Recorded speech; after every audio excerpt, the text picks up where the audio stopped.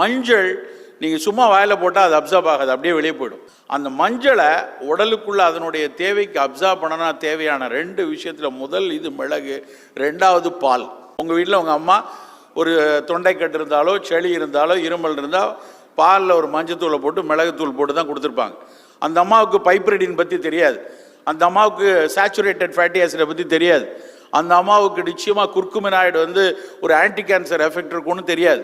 ஆனால் அவர்களுக்கு இந்த பாலில் மஞ்சத்தூள் போட்டு மிளகு போட்டு சாப்பிட்டா புள்ள நல்லா இருக்குன்னு தெரியும்.